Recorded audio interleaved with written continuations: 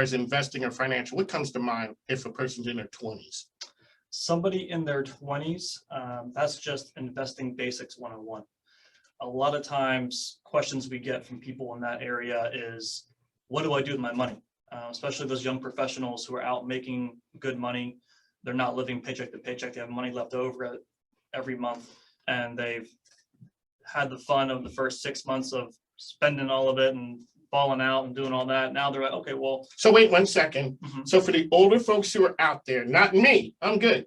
Explain what balling out is. Sure. So that is simply just not necessarily living beyond your means, maybe it's living up to your means and spending your money on things that maybe aren't the best for you and your future. In other words, we had a good time. Exactly. We had a good time. So that is the textbook definition of balling out. Correct. Yes, Technical term. That's the technical term that says we might not remember Exactly. where our money went to over the last 6 months. Exactly. And then we look up and we say, wow, we need to call Mike. Yes, we do. And not Mike King. No, don't call me. Don't call me. Okay, so a person's in their 40s. What does that picture look like?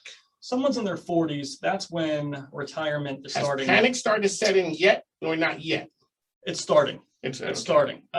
Because the biggest questions we get is what I have currently enough? And a lot of times we find people, they're their own worst critic. They go, oh, I wish I started this earlier. I should have more money. I'm 45. I should have more money. And I always ask, compared to who? You know, I mean, everybody's at a different stage of life. And when you realize, wow, I should start planning for my future, that should be celebrated and not looked down upon. I'm like, oh, I should have done it 10 years ago. You know, sure, we can play that, should have, could have, would have game. But what I always tell people in that 40s group is that we're still on average 20 years out from retirement. That's plenty of time to accomplish what we need to accomplish. And we're ready to go. Okay. 60. Has full-fledged panic set in? So at 60, it's one of two people. Well, we don't. Okay, let's put it like this. Okay. At 60, the person should celebrate because they're still standing. Correct. That's because a number of the people didn't make it to that point.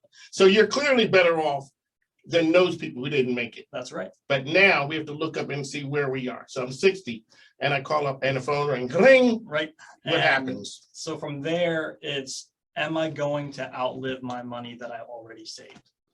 And I use the analogy, you see the 85-year-old working at Kroger, let's say, chances are they don't want to be there. They might want to get out of the house and they might need to get out of the house. And but that's good. That's the exception. That's the exception. And what I always tell people is that we don't have a punch out ticket. We don't know when our last day is going to be. So we should never have a finite on when our money is going to run out.